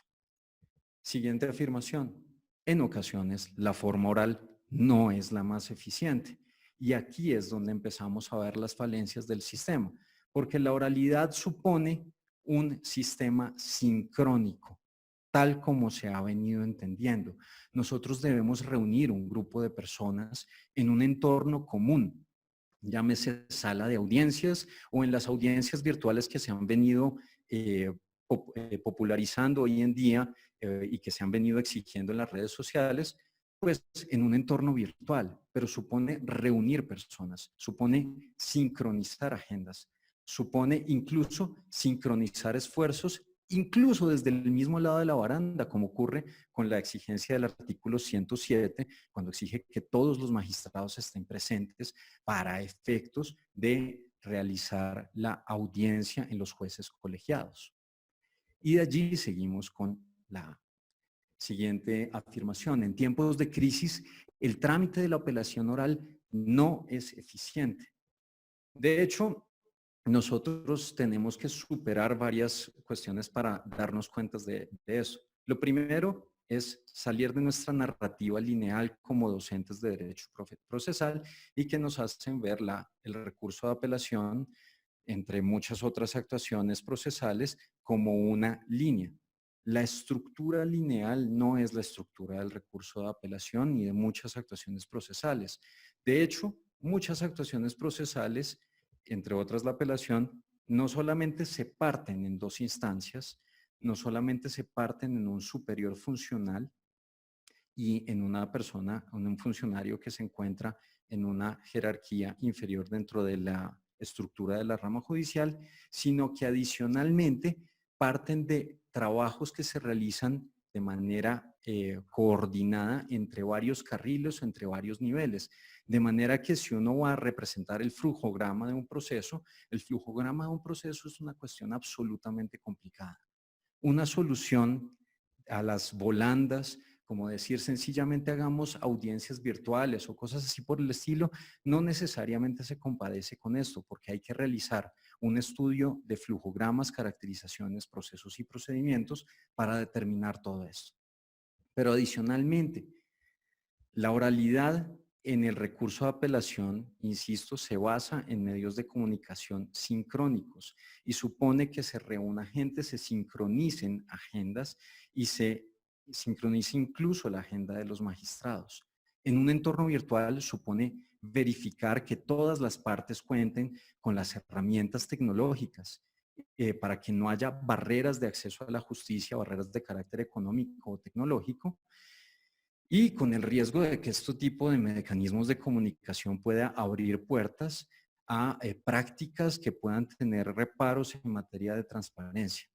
Adicionalmente, las audiencias virtuales corren el riesgo de que caigan en este tipo de situaciones, que se pierda en cierta medida la solemnidad o la concentración, y tanto que nos hemos esforzado nosotros en aprender técnicas de oralidad y de convicción para que un curso eventual de eventos desplace la atención del juez y todo el poder de convicción que estaba tratando de generar el abogado hacia la eventualidad que sucedió en esta escena.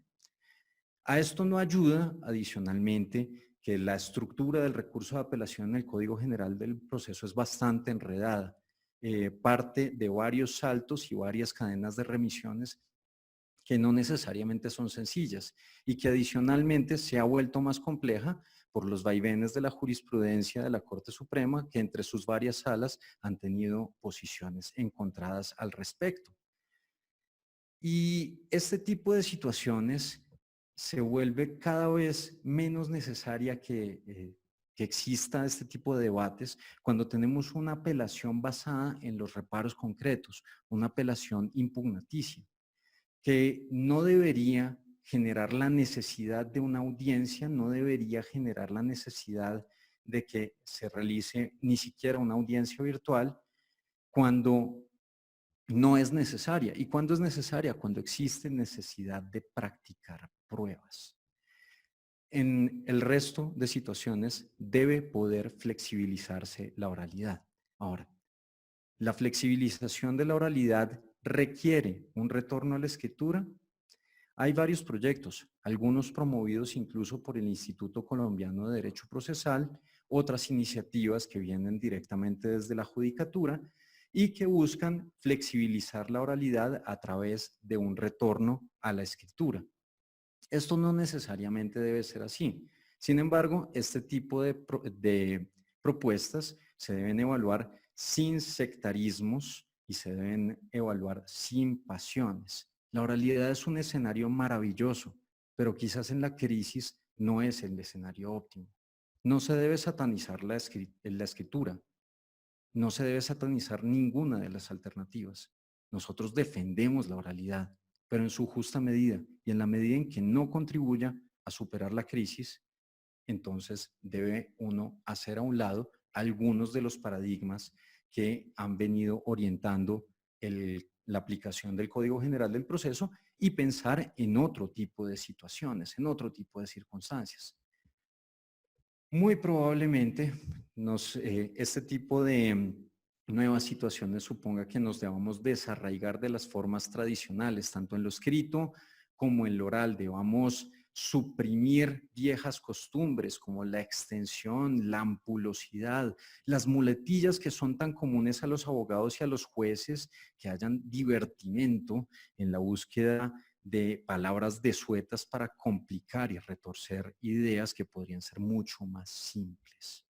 Pero sobre todo quiero insistir en que podemos hacer uso de mecanismos de comunicación asincrónicos y que podemos aprender un poco de toda esta evolución de los medios de comunicación y podemos generar también situaciones en las que podamos implementarlas también para facilitar el trámite del recurso de apelación. Y de esa manera podemos flexibilizar la oralidad, no necesariamente a través de la escritura, pero sí complementándola a través de otros medios de comunicación.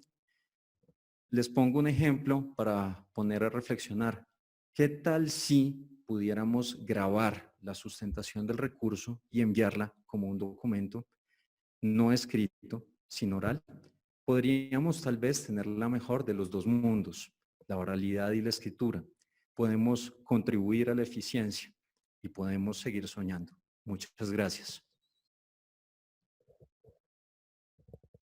Muy amable, doctor Nicolás. Muy interesantes sus planteamientos sobre la oralidad y la escritura. Bien, y cerramos este ciclo de panelistas concediéndole la palabra a Jimmy Rojas Suárez, quien se va a ocupar del tema alegatos de conclusión orales o escritos. Doctor Jimmy, bienvenido. Muy buenas noches para todos. En primer término, quiero, por supuesto, darle las gracias al doctor Jairo Parra Quijano y a usted, doctor Ulises Canosa, por abrirme este importante espacio en nuestro templo de reflexión, que es el Instituto Colombiano de Derecho Procesal. Para mí también es un honor y un privilegio estar compartiendo panel con los doctores Jorge Forero, con el doctor Maximiliano Aramburo y, por supuesto, con el joven Nicolás Pájaro, muy querido entre nosotros. Hoy estoy aquí para hacerle apología a los alegatos de conclusión. Quiero rescatar su importancia, colocar esas alegaciones conclusivas en el sitial que realmente le corresponde. Las alegaciones conclusivas son tan importantes hoy en día que es el escenario donde verdaderamente se conoce al abogado litigante pura sangre. Más que haciendo demandas, acumulando pretensiones por capítulos, más que excepcionando, donde realmente tiene el litigio su máxima expresión es precisamente en ese momento tan corto en el proceso, pero tan trascendental, que es la alegación conclusiva. Tengo que comentarles que a finales de los años 70 y principios de los 80 fueron unas películas de corte americano, estadounidense, donde se veían grandes debates y grandes alegaciones. Algunos recordarán, los más viejitos como yo, recordarán a Pepper Chase, el profesor Charles Kilfield en la Universidad de Harvard, o la gran película de Gregory Peck, Matar a un ruiseñor, ¿cierto? Que me motivaron a estudiar Derecho, entre otras varias cosas, por supuesto, pero para mí fueron decisivas. Ver cómo los actores se debatían en esas alegaciones ante los jurados me cautivaron realmente. Llegué a mi externado del alma a estudiar Derecho y oh, qué choque tan grande cuando veo que la mayoría de actuaciones se surtían por escrito. no es que tenga nada contra la escritura, pero era el modelo y hasta hace muy poco realmente vinimos a tratar de cambiarlo. La ponencia, o mejor, el tema de hoy nos habla de mitos y paradigmas. Pues yo quiero destacar un mito frente a las alegaciones conclusivas y a su turno un paradigma. El mito que se está cociendo entre la comunidad jurídica es que las alegaciones conclusivas no sirven realmente para nada, que implican una pérdida de tiempo tanto para el juez como para los litigantes y sus representados, ¿sí? Al punto que he oído expresiones de algunos colegas de que simplemente están instituidas para cumplirle al cliente. Usted hace unas buenas alegaciones, con eso le cumple al cliente y queda satisfecho, incluso si llega a perder el proceso, pues es una forma de defenderse frente a su prohijado. Las conclusiones, los alegatos de conclusión se han convertido en muchos asuntos en un simple ritual. Por eso es que para algunos es indiferente si se hacen oralmente o por escrito, incluso si no se hacen, como se ha planteado en muchas ocasiones en tratándose de la sentencia anticipada. Pues bien, ese mito de que las alegaciones conclusivas se están convirtiendo en algo inoficioso, en algo que no sirve para nada, es la tarea hoy desmitificarlo, ¿no? Retornar, como les decía en un principio, a la importancia de esa institución. Ahora bien, ¿cuál sería el paradigma? ¿Cierto? Si entendemos por paradigma un modelo, un ejemplo a seguir, ¿cierto? Los abogados litigantes tenemos precisamente ese paradigma en una sentencia muy bien elaborada, bajo los modernos esquemas fáctico-probatorios, donde se utilicen unas verdaderas fuentes del derecho que nutran con justicia, con ética y equidad ese fallo, donde se destaque la verdadera conducta procesal de las partes y, si es el caso, como lo dice la propia ley, se derive indicios de ellos, ¿correcto? Y donde haya un fallo o una parte resolutiva realmente concreta, ejecutable, viable, que pueda llevarse al mundo real y que se cumplan los fines primordiales del procedimiento, como son los establecidos en el artículo 11 de nuestra obra, el Código General del Proceso. En otras palabras, señor abogado, señora abogada, si usted quiere hacer unos verdaderos alegatos de conclusión funcionales que sirvan, que el juez realmente los aprecie, sigan el ritmo al 280 del Código General del Proceso, que nos enseña cómo, o le enseña a los jueces, cómo elaborar una sentencia. Bueno, vamos a entrar aquí entonces a mirar el tema de cómo desmitificar eso de que los alegatos de conclusión no sirven para nada, que son una pérdida de tiempo, ¿correcto? Hay que decir y sincerarnos que la mayor responsabilidad de la generación de ese mito lo tenemos nosotros mismos, los abogados litigantes, porque la verdad sea dicha, no aprendimos a hacer alegatos de conclusión. Por lo general solemos desperdiciar esa importante oportunidad y, por el contrario, lo que normalmente solemos hacer es aburrir a los actores procesales, al juez, a la otra parte, al propio cliente, ¿cierto? Con ladrilludos discursos, normalmente incongruentes e inconexos. Eso no quiere decir, por supuesto, que no haya grandes juristas que no sepan alegar de conclusión, los hay muy buenos, pero estoy hablando de la mayoría, ¿correcto? Cuando las alegaciones eran escritas, por lo general, nos limitábamos a llenar una serie de folios allá con un poco de jurisprudencia, el corte y pegue, ¿cierto? Metiéndonos a los buscadores de las cortes y transcribiendo toda esa cantidad de jurisprudencia que muchas veces ni revisábamos, con la imprudencia de pronto de mandarle al juez algo que fuera contraproducente para nuestros propios intereses. Pero poco nos importaba porque también la generalidad de los jueces no leían nuestras alegaciones conclusivas. Pues bien, ese estilo de litigar y hacer alegaciones conclusivas, en generalidad, ¿cierto? Pues todavía sigue existiendo en cierta forma. Vemos con preocupación a algunos colegas, a veces me incluyo yo mismo, ¿cierto? En las alegaciones conclusivas, parapetados detrás o como un burladero, pues, de una plaza de toros con unos papeles, ¿cierto? O detrás de la pantalla del computador, leyendo esa misma jurisprudencia que no pudimos aducir al expediente por escrito. Y cuando ya vamos en la tercera hoja de la lectura de esa jurisprudencia, se nos acabaron los 20 minutos que tenemos para hacer las alegaciones conclusivas. Entonces aquí es donde cabe preguntarnos, ¿así quién no se aburre? así quien no le resta toda importancia a esas alegaciones conclusivas. Eso ha hecho en su mayoría que el mito que estoy comentando se genere. Pero la cosa va en doble vía. Incluso adquiere connotación de círculo vicioso, porque algunos jueces, incrédulos sobre la importancia de la institución, llevan a la audiencia, ¿cierto?, escrita su sentencia. Lo he tenido que vivir en algunos casos, ¿correcto?, donde incluso antes de practicar las pruebas, y por supuesto sin que ellas se vuelvan plenas dentro de ese contexto, y por supuesto antes de las alegaciones conclusivas, ya sabe qué van a decir en su fallo. Y al final, cuando las partes nos hemos esforzado en esa tarea, ¿cierto?, de alegar de conclusión, en hacer todas esas adecuaciones típicas, todos esos procesos de subsunción, ¿sí?, el juez, algunos, repito, no todos, no faltaba, sacan su fallo por escrito y lo leen sin ningún reparo, ¿cierto?, sin el menor reato. La verdad sea dicha, eso no puede ser así ni puede seguir siendo así. Eso es una afrenta contra las partes, contra sus abogados, ¿cierto? Eso causa grima. Por eso yo les pido el favor a algunos jueces que hacen o tienen esa práctica de llevar ya escrita la sentencia, ¿cierto?, que no hagan eso. Por lo menos, qué pena, disimulen un poco y traten de venir al esquema oral, que es lo que tenemos. Muy bien.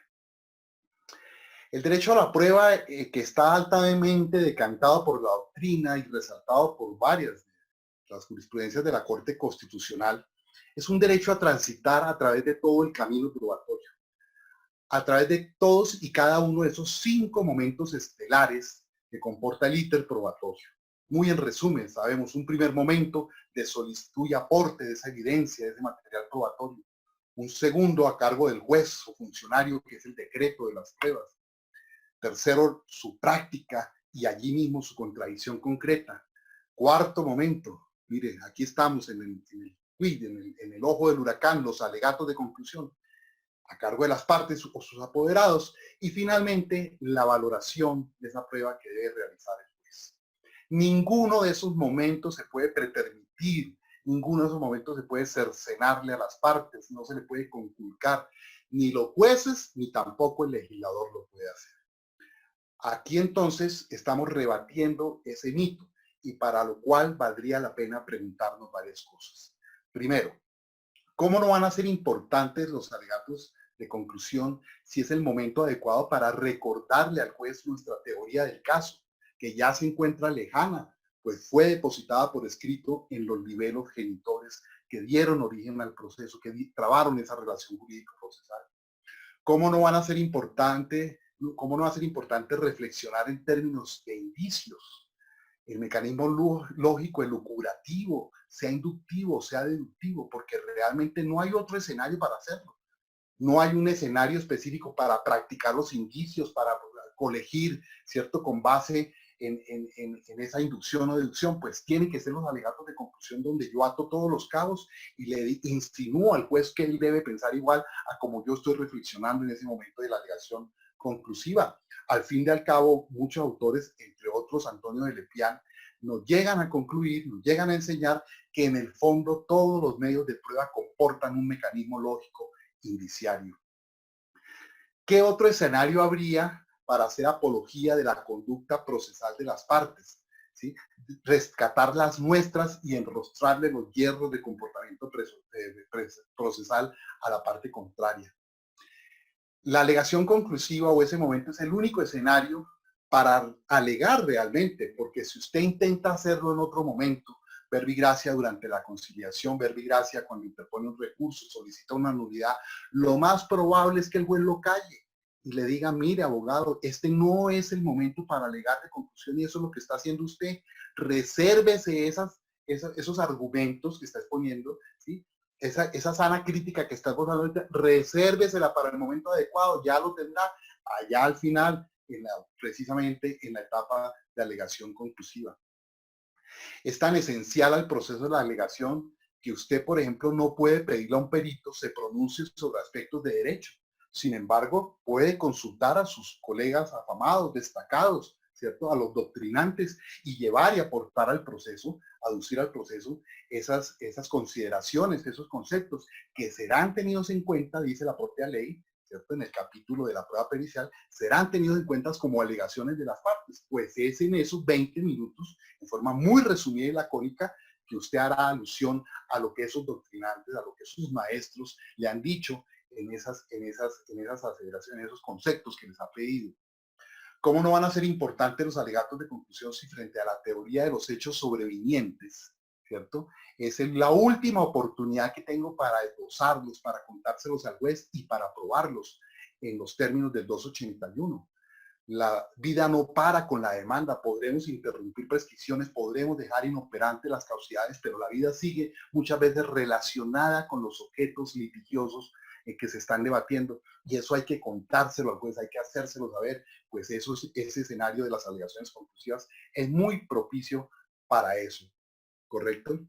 Pero además es donde yo le voy a demostrar al juez que yo también sé de rezagos tarifarios, que yo también sé manejar la sana crítica y sus reglas, y que también sé de tarifa científica probatoria. Y he de demostrarle al juez que no solamente él es el obligado a conocer esos soportes, esos mecanismos de evaluación probatoria, sino que el primero que tiene que saber y manejar a la perfección esos tres aspectos, repito, sana crítica, los rezagos tarifarios que puedan existir y la moderna, la llamada moderna tarifa científica probatoria, es allí donde va a hacer alarde de eso, ¿correcto? Como sujeto procesal, como parte interesada, como apoderado de ese extremo. No hay otro escenario para realizar la subsunción, ¿sí? Y poder adecuar, ¿cierto?, al supuesto hecho ya corroborado con la prueba, ¿sí?, el derecho que se necesita. Yo suelo hacer un símil, permítame un minuto para hacerlo en mis clases, ¿sí? Después de la prueba vamos a entender que la realidad es un tornillo. Aquí yo tengo un tornillo, ¿correcto? Y la prueba me ha demostrado, me ha llenado de certidumbre que se trata de un tornillo de 2 milímetros de rosca milimétrica. Eso fue lo que ocurrió en la realidad, ¿correcto? Pues tengo que ir a la caja de tuercas, ¿cierto? Y buscar en esa caja de tuercas la que le corresponde, o sea, el derecho, acudir a las fuentes del derecho para que el encaje o la subsunción o lo que llaman los penalistas, la adecuación típica, sea la mejor, sea la propicia, la adecuada. Pues muy bien, es en los alegatos de conclusión donde bajo mi óptica voy a hacer lo propio.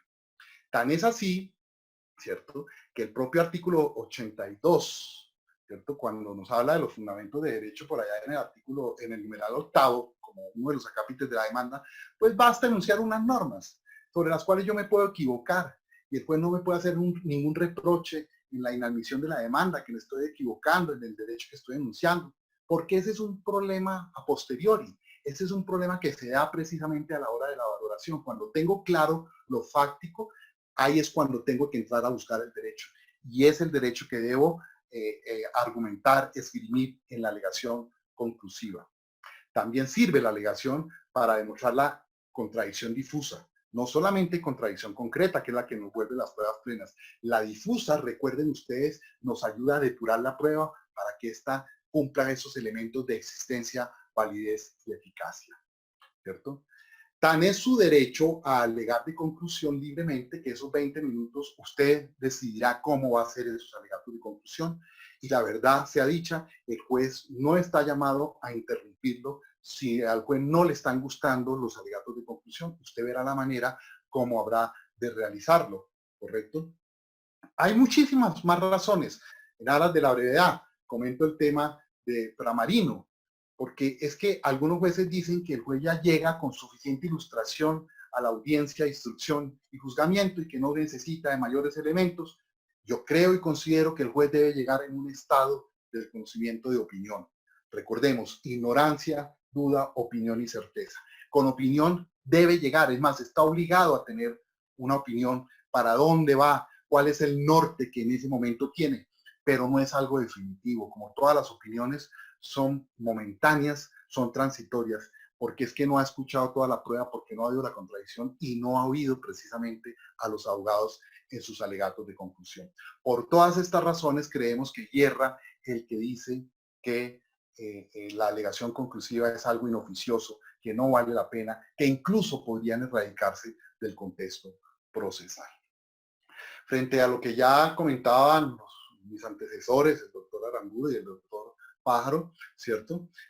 Hay un una solicitud del Consejo Superior de la Judicatura de fecha 14 de los corrientes, ¿cierto? Para que el Ministerio de Justicia presente ante el Parlamento un proyecto de ley llevando a la escrituralidad, por lo menos por ahora se habla en la segunda instancia, para soportar el recurso de apelación. Pues ya se ha hablado lo suficiente, pero de todas maneras yo sí advierto un peligro que puede ser un retroceso. Lo anterior puede empezar a ser el principio del fin de la oralidad. Me preocupa el tema realmente. No estoy totalmente de acuerdo con el doctor Pájaro en el sentido de que no importa mucho la manera, que hay muchas maneras de comunicarnos, unas no tan bajo el cronómetro de todos, bajo la sincronización de todos, ¿sí? A mí me parece que si empezamos por ahí, podría llegarse a plantear más adelante que tampoco en la primera instancia, en la segunda audiencia, hablando del proceso verbal, sea necesario hacer alegaciones verbalmente o oralmente. Me parece que desnaturaliza el tema y desnaturaliza el nervio cervical del Código General del Proceso, ¿sí? Que es uno de ellos, pues es la oralidad, al punto que lo vemos en el artículo 107, numeral sexto de la obra, cuando prohíbe intervenciones orales, que las intervenciones orales puedan ser sustituidas por escritos, ¿correcto? Muy bien. No en vano la doctrina y el legislador han creado nuevas nulidades cuando no se escuchan las alegaciones de conclusión. Allá el 133 numeral séptimo no dice cuando el juez no lea los alegatos de conclusión, dice cuando no las escuchen, ¿correcto? Si realmente los abogados tuviéramos todo el tiempo del mundo para dedicarnos solamente a escribir con dedicación y detalle en nuestras alegaciones conclusivas, pero por sobre todo los jueces tuvieran el tiempo, o sea, no estuvieran tan atosigados de trabajo, ¿sí? Si no estuviera esto tan congestionado, de pronto las alegaciones escritas serían mucho mejor, como seguramente las sentencias escritas serían mucho mejor, pero la realidad nos demuestra una situación muy distinta, donde nos obliga a esa oralidad y nos obliga sobre todo a ser lacónicos. Yo los invito a estudiar con detenimiento esa expresión, ese vocablo, ser lacónicos. Yo creo que ahí está el punto y es a través de la oralidad donde se puede hacer. No quiero decir que no se pueda hacer lacónico por escrito, por supuesto que sí, pero allí en la oralidad vamos a lograrlo mejor. Muy bien. Finalmente, para cumplir con el tiempo, unos minuticos para hablar del paradigma. Dijimos, si es un ejemplo, si es un modelo a seguir, pues no puede ser otro modelo que el que nos trae el 280 del Código General del Proceso. Señor abogado, señora abogada, sígale el ritmo al 280 y muy seguramente usted va a hacer unos buenos alegatos de conclusión, independientemente que sean orales o escritos. Yo los prefiero realmente orales, ¿correcto?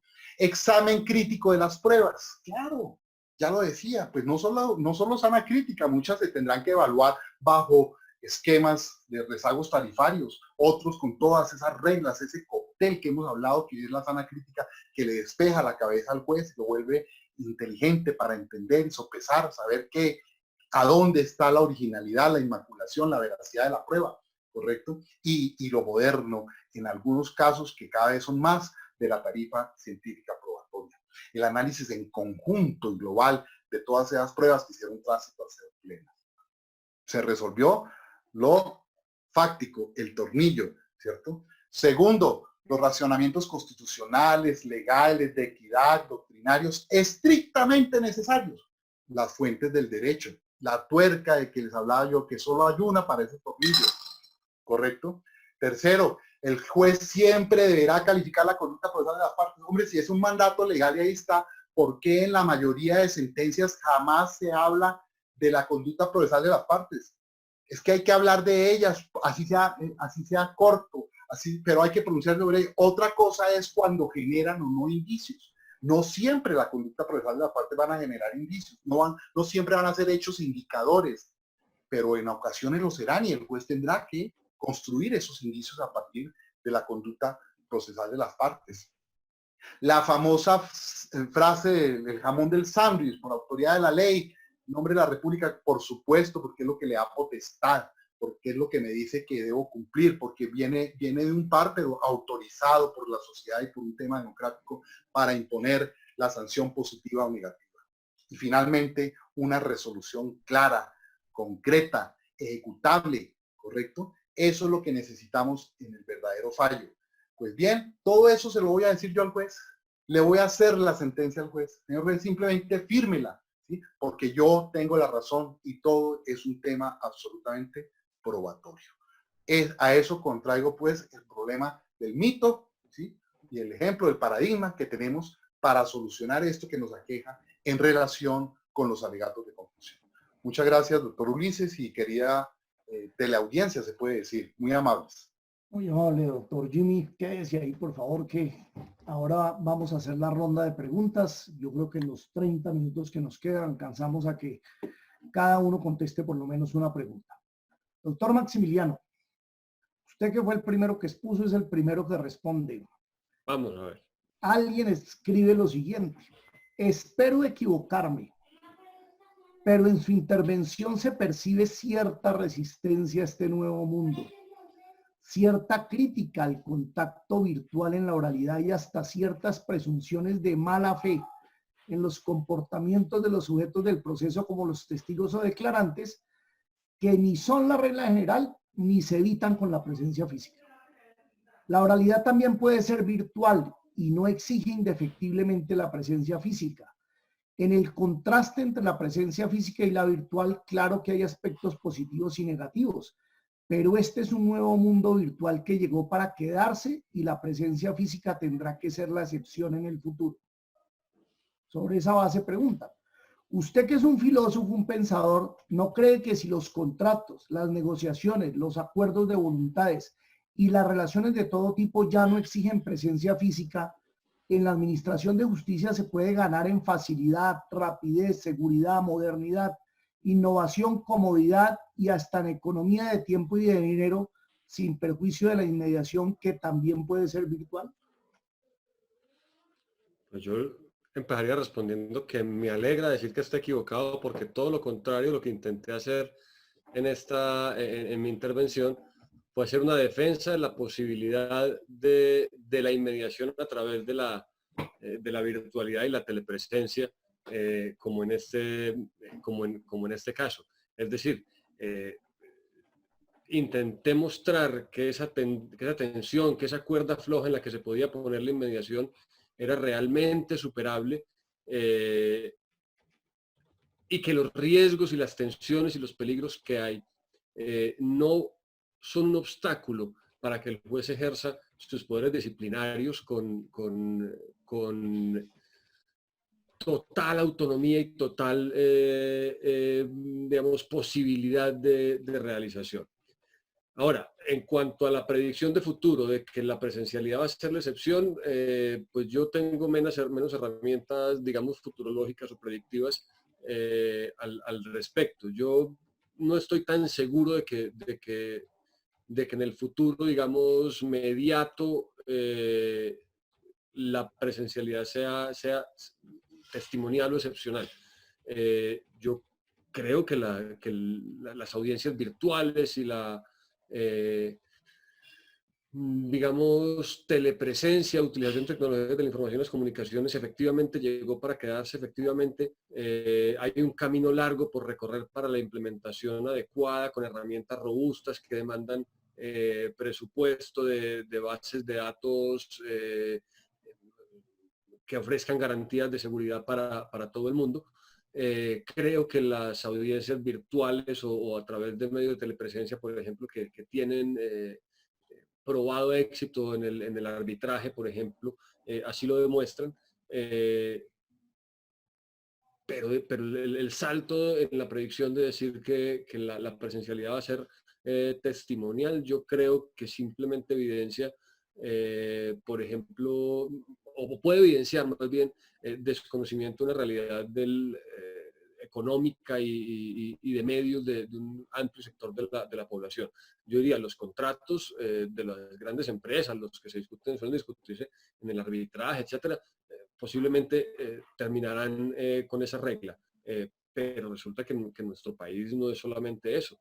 Si atendemos a las cifras, por ejemplo, de procesos ejecutivos contra personas naturales en un entorno como el de Bogotá, Medellín, Cali o Barranquilla, por poner, digamos, las ciudades más pobladas del país, yo no estoy tan seguro de que la totalidad de esos, por ejemplo, ejecutados, tenga posibilidades reales, como podemos tener quienes estamos conectados a este foro a través de buenas conexiones de internet con nuestros equipos de última generación, con un micrófono como el del doctor Nicolás, que nos ha dado ejemplo de cómo hacer este tipo de cosas, como para decir que va a ser la regla general. Entonces, retomo, soy optimista, creo al contrario que la virtualidad ofrece garantías, que la tensión, la cuerda floja de la inmediación permite mantener el equilibrio para redefinir la inmediación no como inmediatez, sino como presencialidad, como garantía para todas las partes y de cercanía del juez con el objeto del proceso. Pero en la segunda parte, digamos, de la predicción de futuro, creo que me aparto un poco, al menos en cuanto así es en un futuro inmediato o un poco más lejano. Muchas gracias, doctor Maximiliano. Muy amable por su respuesta.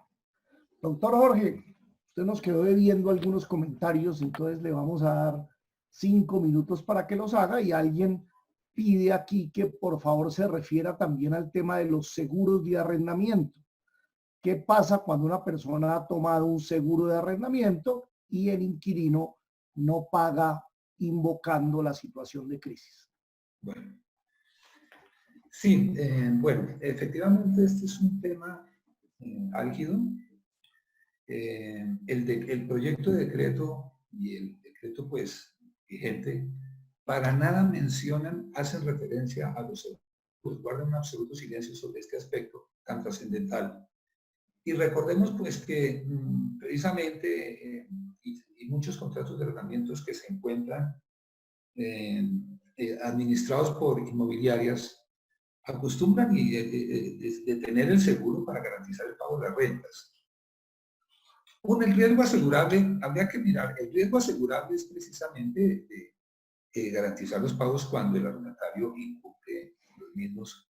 Y ese riesgo asegurable es claro que es incierto y puede estar incluso supeditado a circunstancias fortuitas aleatorias como las que están sucediendo.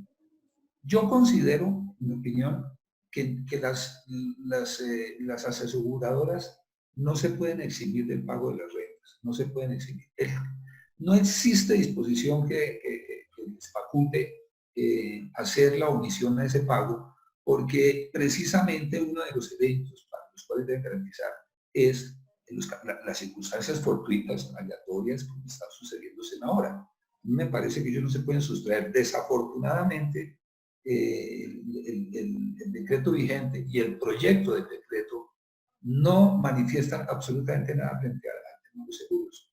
Pero mi opinión personal es que las aseguradoras deben responder por el cumplimiento de las rentas, no obstante las circunstancias de fuerza mayor, porque es precisamente uno de los riesgos a los cuales se somete el no pago de las rentas. Es mi punto de vista, no obstante, repito, por el silencio de las disposiciones. Y usted nos quedó debiendo algunos comentarios adicionales sobre el proyecto, doctor. Sí. Jorge, tiene 3 minutos más para que por favor los presente. Gracias por esa oportunidad. Mira, a mí me parece el tema que no alcancé a explicar es por qué encontrar una solución que va a congestionar los centros de conciliación, además con 2 audiencias, porque el proyecto de decreto dice que si por algún motivo no se logra el acuerdo conciliatorio de la entrega, habrá que entonces acudir al procedimiento respectivo acompañando las 2 constancias fallidas, porque debo intentarlo una y una segunda vez en términos cortos. Yo me imagino la congestión inicialmente en los centros de conciliación y luego la congestión en los despachos judiciales para iniciar el proceso de restitución de inmueble. Tengo estas inquietudes. Y entre tanto las obligaciones del arrendatario siguen vigentes porque no se ha cumplido la entrega del inmueble. De allí que planteaba yo la posibilidad de la restitución provisional desocupando, pero eso va a generar en todo caso un trámite. Lo que yo consideraba que me parece mucho más adecuado es una solución más expedita, y es la que está en el artículo 24 de la ley 820, en algún parágrafo de la ley 820, para vivienda. Esta es destinada para vivienda.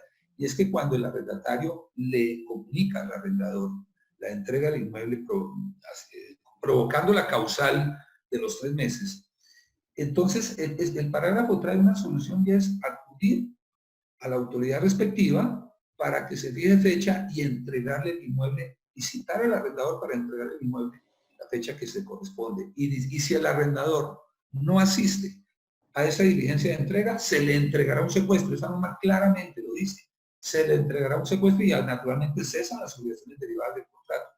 Yo pienso que esa puede ser una solución más expedita, claro, comunicándole el arrendatario a su arrendador, que tiene que haber una absoluta claridad de transparencia de la comunicación de su intención, con fundamento en el decreto proyecto de entregarle el inmueble por las razones previstas del no uso goce del mismo, y sabemos que la mayoría de los arrendadores son inmobiliarias o personas jurídicas, pueden ser, ellos tienen sus firmas registradas, su correo electrónico y su firma registrada para comunicarle a través de estos caminos por correo certificado o correo electrónico su comunicación y encontrar un camino más expedito, sin tener que congestionar los centros de conciliación, sin tener que congestionar el aparato jurisdiccional y sin que se vea afectado del taxímetro de los planos de arrendamiento que se sigan causando hasta la entrega. Personalmente creo que esa podría ser una solución más expedita. Muy amable, doctor Forero. Como usted mismo lo ha dicho, hay un proyecto adicional que el gobierno está estudiando. En la medida en que se convierta en ley, vamos a programar otro foro o en otro de los foros nuevamente este tema para que otro de los miembros del instituto pues lo estudie, lo analice y lo presente ante ustedes. Perfecto, perfecto. Doctor Nicolás Pájaro. Presente. Le escriben: felicitaciones por su extraordinaria ponencia que anticipa el futuro de la Administración de Justicia y por sus sugerencias de innovación como la alternativa de enviar intervenciones previamente grabadas o mensajes de voz en vez de memoriales escritos y firmados. Le pregunto, ¿no será que es cierto eso de que no hay nadie más resistente al cambio que los abogados y de manera singular los procesalistas? ¿No será cierto eso de que cuando se quiere complicar algo, la manera más segura es consultarle a un abogado y si se quiere que el enredo sea gigantesco, la consulta debe hacerse a un procesalista? Y lo pregunto porque si todo ya se puede hacer de manera virtual en el derecho sustancial, no se entiende cómo los abogados procesalistas se encargan de complicarlo y de ponerle trabas a esta nueva realidad. Es difícil explicarle eso a un cliente, a una persona que hace todo virtualmente, que en el proceso judicial no puede ser así por la resistencia al cambio de los abogados procesalistas. ¿Qué opina usted de esta realidad? No, yo conocía otro dicho y era que cuando hay 2 abogados hablando hay 3 interpretaciones, la del uno, la del otro y la ecléctica. Y pues sí, obviamente en este panorama siempre va a haber espacio para enredos e interpretaciones. ¿Qué le diría yo a la persona que pregunta y a la cual le agradezco su intervención y sobre todo los elogios inmerecidos que ha puesto? El tema es que con el proceso se debe ser absolutamente cauto porque no solamente se está debatiendo la materia sustancial, sino que se está tocando el derecho fundamental al debido proceso y el derecho fundamental de defensa de cada uno de los sujetos que está involucrado. Y eso exige medir los pasos y eso exige también garantizar que en ciertas ocasiones haya mecanismos de defensa adecuados. Celebro infinitamente muchas iniciativas que hoy en día están adelantando por su propia cuenta algunos jueces de la República y que están demostrando por su propia cuenta que sí se puede implementar nuevas tecnologías, que se puede seguir adelante incluso en condiciones adversas como las de la pandemia. Sin embargo, también me preocupa en cierta medida la proliferación de varios estándares y que en cierta medida cuando existe tanta proliferación de prácticas no haya un estándar al cual atenerse y que pueda suceder que lo que en un juzgado es válido en otro no lo sea y que la defensa que se había planteado para un cliente en un juzgado, en otra sea un exabrupto que pueda generar un peor resultado que el que se había planteado. En esa medida, no es tanto un vicio del procesalista, no es tanto un vicio del abogado, sino es una necesidad de cautela y sobre todo una necesidad de estandarizar. Creo que en este punto podemos aunar esfuerzos y podemos sobre todo esperar y confiar en que las autoridades saquen efectivamente una serie de estándares que sean predicables de absolutamente todos los despachos judiciales, de manera que podamos tener certeza del derecho, certeza del proceso y certeza de las actuaciones que vamos a desempeñar como abogados litigantes en defensa de los intereses de la parte y también en procura, en ejercicio de la lealtad procesal, de los intereses de la contraparte y de la verdad procesal. Entonces, en esa medida, sí se puede, están dadas las condiciones, nos hacen falta estándares para asegurar los derechos. Eso, digamos, que es el siguiente paso que tenemos que dar para lograr llegar al punto que probablemente anunciaban. Bueno, y la última pregunta para usted, doctor Jimmy Rojas. ¿Qué nos puede decir sobre la posibilidad de presentar alegatos escritos en la segunda instancia mientras se está viviendo esta crisis? Esa es una pregunta. Y otra, le formulo de una vez la segunda, doctor Jimmy, es, ¿está de acuerdo usted que los alegatos orales se puedan presentar virtualmente? Es decir, sin que la persona esté de manera física en un salón de audiencias. Perfecto. Bueno, vamos entonces con la primera respuesta. El proyecto que les comentaba, enviado por el Consejo Superior de la Judicatura al Ministerio de Justicia, pues habla de eso precisamente, ¿no? Pero el peligro, vuelvo y le digo, es que comporta es que la ley, porque sería por ley, reformaría otra ley que es el Código General del Proceso, quede permanente. Si la cuestión es transitoria, es coyuntural, ¿no? Mientras salimos de todo este problema de la pandemia, ¿sí? Y del confinamiento, me parece que es una forma de agilizar, estaría de acuerdo, no habría ningún problema. Como lo comenté en la charla, si yo soy de la estirpe de la oralidad para los alegatos de conclusión y ojalá también en la segunda instancia para poder ampliar los reparos que se hicieron ante el ACU, allí ante ese juez de segunda instancia. Ahora, muy distinto, pero así lo plantea el propio proyecto, y es cuando no haya pruebas que practicar en la segunda instancia. Como todos sabemos, ¿sí? El tema de la práctica de pruebas en segunda instancia es algo absolutamente excepcional. Además de que la propia ley nos da de forma taxativa cuáles son esos excepcionales eventos en que se puedan decretar y practicar otras pruebas en el curso de la segunda instancia. En cuyo caso, pues definitivamente, si se va a abrir una audiencia para esa práctica de pruebas, con todo lo que se ha hecho en este foro, ¿cierto? Y se logra hacer esa práctica de pruebas sin su contradicción, pues lo normal, lo obvio, lo estimable es también que los alegatos de conclusión se hagan allí en forma oral, ¿correcto? Entonces, concluyendo la respuesta, ¿sí? Si es una cuestión absolutamente transitoria, que no vaya a ser la puerta abierta para un retroceso en mi consideración, pues bienvenidos sean esos alegatos escritos transitoriamente. Segundo, el tema de que si se podrían hacer las audiencias, pero especialmente el tema de la alegación conclusiva a través de la virtualidad. Totalmente de acuerdo, totalmente de acuerdo. Aquí yo no veo ningún peligro. Todo eso que nos hablaba el doctor Maximiliano, los eventuales peligros, y sin que yo haya notado que sea enemigo de la virtualidad para la práctica de pruebas, buscar, como también lo dice Nicolás, los estándares, los protocolos, ¿sí? Conjurar esos eventuales peligros que se puedan cernir, que no son solamente en la oralidad, en las audiencias presenciales también se puede dar la suplantación, se puede dar la falsedad, entonces no es solamente en la oralidad, ¿sí? En el alegato conclusión no, porque a mí nadie me está soplando, ni tengo un teleprompter para dar las respuestas, ni el abogado está detrás de mi pantalla o de mi cámara orientándome también qué debo decir como parte para no ir a confesar, etcétera, etcétera.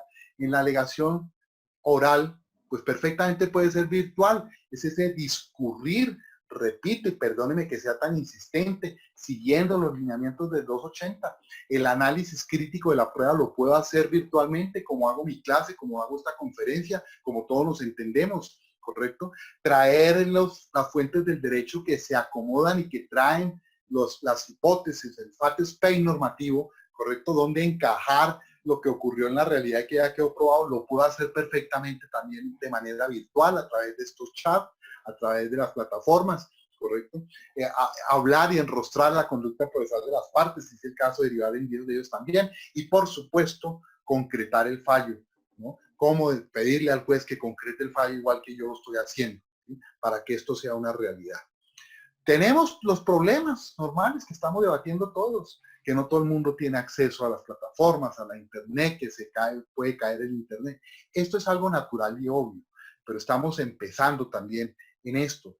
Mire, yo quiero comentar, de pronto los espacios y la vida es muy corta, pero hace unos años no muy lejanos, el teléfono era todo lo que teníamos. El teléfono convencional, ese que estaba en la casa, ese negro grande de pasta, que pesaba muchísimo, ¿cierto? Era todo lo que teníamos. Hoy en día ya nos olvidamos del teléfono de la casa, eso ya lo superamos. Pero yo me alcanzo a acordar, sin ser tan viejo tampoco, doctor Ulises, ¿sí? De que se decía, uy, usted tiene teléfono en la casa, eso es una maravilla, pero es que no todo el mundo tiene la oportunidad de tener un teléfono en la casa, eso es una machera, que avanzados, que son ricos, nada, ¿no? Y pasó y todo el mundo tuvo teléfono ese tanto que ya nos olvidamos del teléfono convencional. ¿Correcto? Algo similar va a llegar a ocurrir. Esto no va a ser un problema que se solucione en 1 o 2 años, ¿no? Es un tránsito, es un cuello de botella que estamos atravesando, ¿cierto? Claro, nos sentimos incómodos porque estamos en la mitad de ese cuello de botella.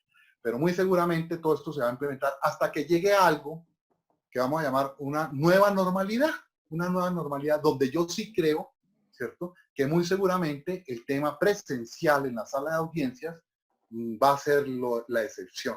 Va a ser la excepción. Muy seguramente todo esto que estamos aprendiendo sobre la marcha, comunicándonos como nos estamos comunicando ahorita, será lo normal. Y los jóvenes, la mayoría de los asistentes aquí son muchísimo más jóvenes que nosotros, entonces ellos son los que van a salir mayormente beneficiados de todo esto, mientras se impone una nueva normalidad. Muchas gracias. Esa es la respuesta pues, a la segunda inquietud planteada por la persona que mandó la pregunta. Muy amable, excelente respuesta, doctor Jimmy, con la cual además estamos de acuerdo, así que muy amable. Gracias a usted. Bueno, de esta manera terminamos este foro. Varios mensajes antes de despedirnos. El primero es que reiteramos que tendremos Congreso Colombiano de Derecho Procesal. La semana entrante divulgaremos las fechas, la forma en que se hará, que será virtualmente como es apenas natural, y los detalles adicionales que les interesan a todos ustedes. También tendremos el concurso de semilleros, como lo acaba de anunciar al principio de esta conferencia el maestro Jairo Parra. El plazo para entregar los trabajos, las ponencias, era hasta el 30 de julio de este año. 30 de julio, con L, para que quede muy claro, porque algunas personas empezaron a escribir que si era junio, no, 30 de julio. Así que los estudiantes tienen que seguir preparando sus trabajos y sus ponencias, porque haremos las sustentaciones virtuales y entregaremos los premios como es nuestro compromiso de todos los años. El próximo foro será el miércoles 3 de junio. Van a intervenir los profesores Carlos Adolfo Prieto, Jorge Andrés Mora, Manuel Marín y Dairo Pérez, miembros del instituto. Cada uno tratará un tema muy interesante de actualidad que estaremos anunciando el día de mañana. Muy amables a todos por su atención, que tengan una feliz noche y cuídense por favor junto con sus familias. Hasta luego todos.